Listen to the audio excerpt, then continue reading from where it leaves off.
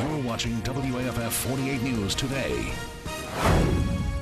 A woman is safe this morning after she was kidnapped and forced to drive to Birmingham. We'll tell you about the charges. A man acquitted of more than a 10-year-old murder is back in jail. Coming up, we'll tell you what got him back in hot water. And the federal bingo corruption trial picks back up Monday. This morning, an update on where the case now stands. Good morning, I'm Stephen McLand. Thanks for starting your day with us. New this morning, one man is under arrest after police find stolen school items in his car. HPD got a call around 1:30 this morning saying two people were walking the halls of West Maston Lake Elementary. When cops got on the scene, they didn't find anyone in the school, but they did find a car with items from the school inside.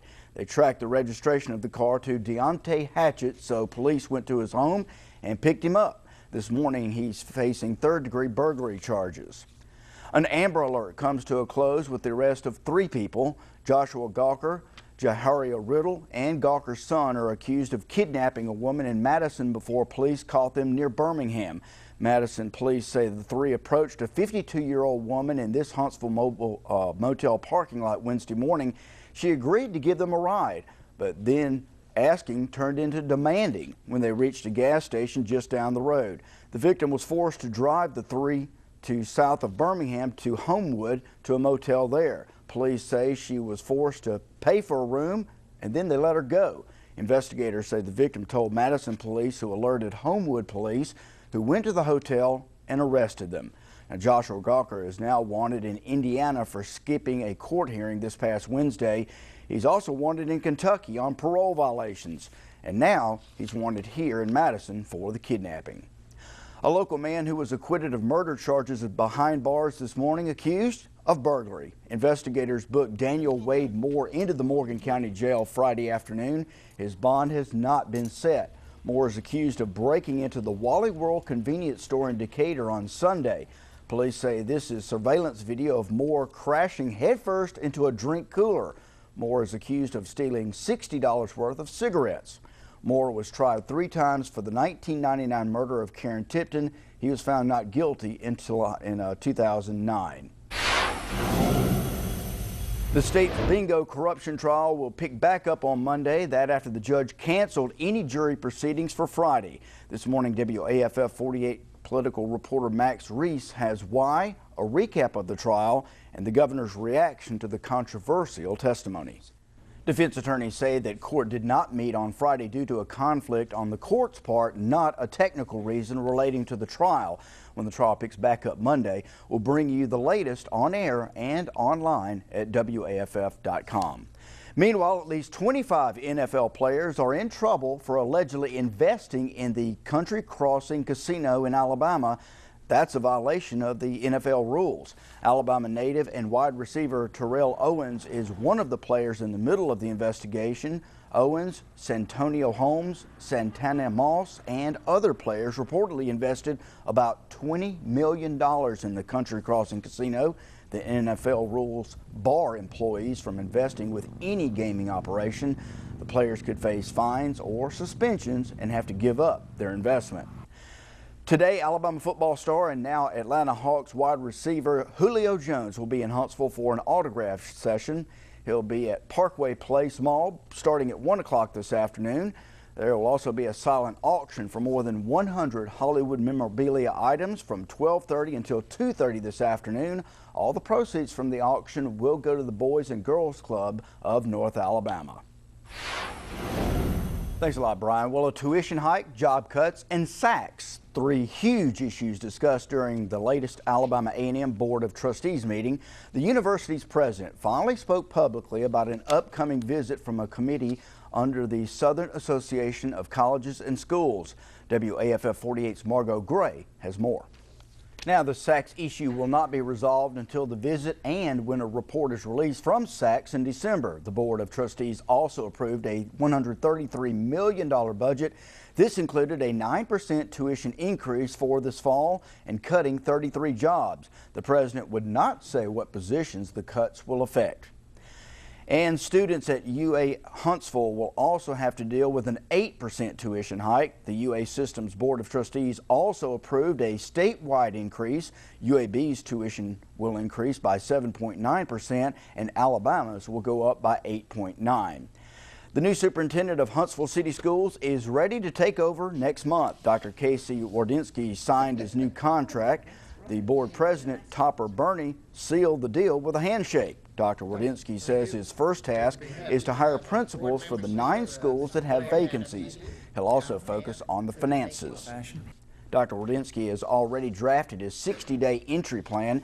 He starts his new job on July the 5th. And volunteers are working to build a special home for an Alabama soldier injured in Iraq. The project is called Build Brigade. With the help of the Homes for Our Troops organization, volunteers are building a home on Brigaden Drive in Madison for Army Corporal Jeffrey Williams. Williams was paralyzed in 2004 after an IED explosion. Volunteers hope to finish the home in 90 days. To find out how you can help, log on to WAFF.com. The Braves and the Stars hit the diamond. The U.S. Open continues and Bassmasters comes to North Alabama. We'll have the latest coming up in sports. And coming up later in the show, Bobby Shuttlesworth takes us to the Rattlesnake Saloon in this week's Bobby's Bama. The liquid precipitation will take over quickly. Night before last, it was 8. It was 28 last night. If the trend continues, we'll be on Lake Gunnersville by Wednesday. Yeah, I hope that trend continues, but it doesn't look likely, Steve. All right, thanks a lot, Brian. Well, WAFF 48's Margot Gray joins us live in Atlanta. Margot, boy, I bet it is fanatical down there. WAFF 48 is your source for the SEC Championship. WAFF 48 Sports Director Scott Tyson is live in Atlanta. Scott, a lot on the line for those Auburn Tigers today. We should be in the mid-80s this time of the year. So I would agree, and I've got my garden going, and I've got tomatoes, and they're just starting to get up in size, and they're asking, please, please, give me some of Nature's Rain instead of the garden hose. I know. Well, Mark, you know, it's a shock that this was just an EF1 tornado that actually came through here. I mean, take a look at this. Look at the devastation. This place was covered with trees. Now the ground is covered with trees. And here's the problem. The roadway in here is one way in and one way out. That's creating a fight for road space between the utilities companies who are trying to get power and water back in here and the debris companies who are trying to move those trees out of here. Absolutely, Mark, and court records maintain the abuse has gone on for more than a year. Meanwhile, Hatfield's family doesn't believe the allegations and claims he's a big teddy bear. Right now, what they're doing is they are doing a perimeter search of this wooded area that you can see right over here next to the Outlaw Steakhouse. They are trying to see if that individual is in there or not. Now, let me give you an idea about how this all started and why they're looking right here. The reason they're looking right here, take a look right over here. This is where the People's Bank is. Now, what we're being told is the individual fled on foot. After he left the bank, he began tracking along in the parking lot of this Plaza Shopping Center, went behind the Outlaw Steakhouse, went over to a swimming area back over there, and that's when people told law enforcement they thought they saw the man go into this wooded area.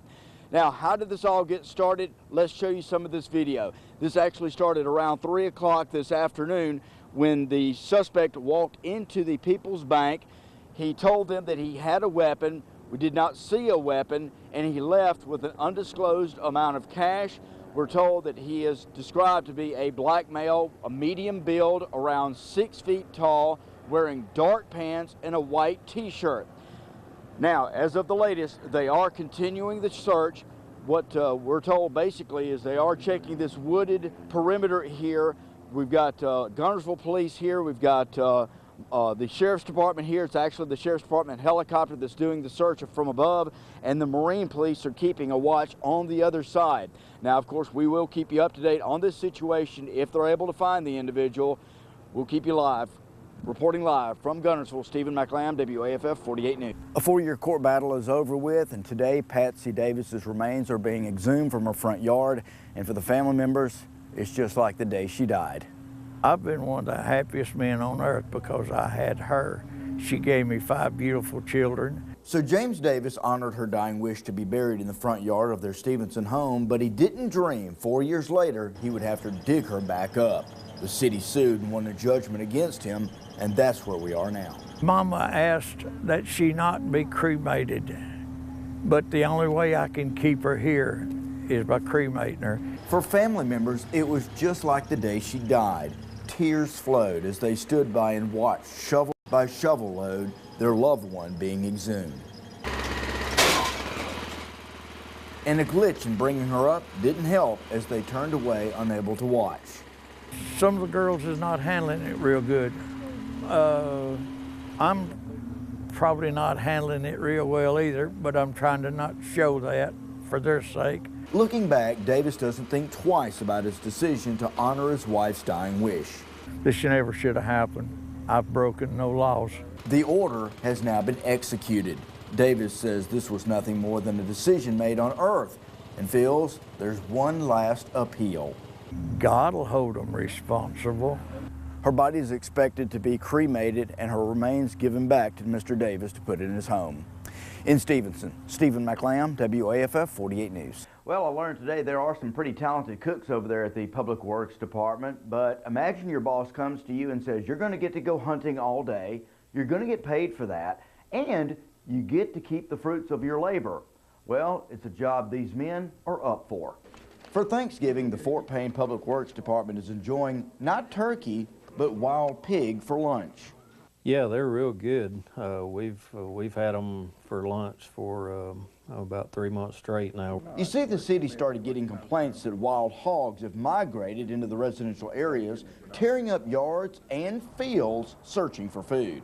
It was pretty well manicured and looked nice and level and what have you. Now it looks like it's been used for mortar practice. The mayor says he knew something had to be done as it was becoming a public safety concern. They're dangerous. They're very territorial. You get close to them, they'll charge you. Some members of the public wanted to solve the problem.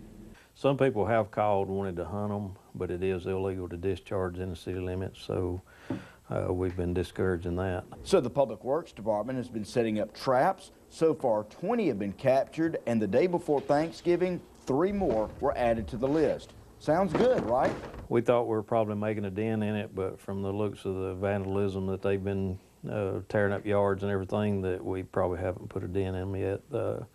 They think there's around 300 in the area, so we've still got a ways to go. So it looks like the Public Works Department will having ham again for Christmas. We're looking forward to get some more so we can have more lunches. Now, Mayor Larry Chesser says that they are working with the State Conservation Department to see if there's a possibility that some residents would be allowed to bow hunt after deer season. Reporting live from the Sand Mountain Newsroom, Stephen McLam, WAFF 48 News.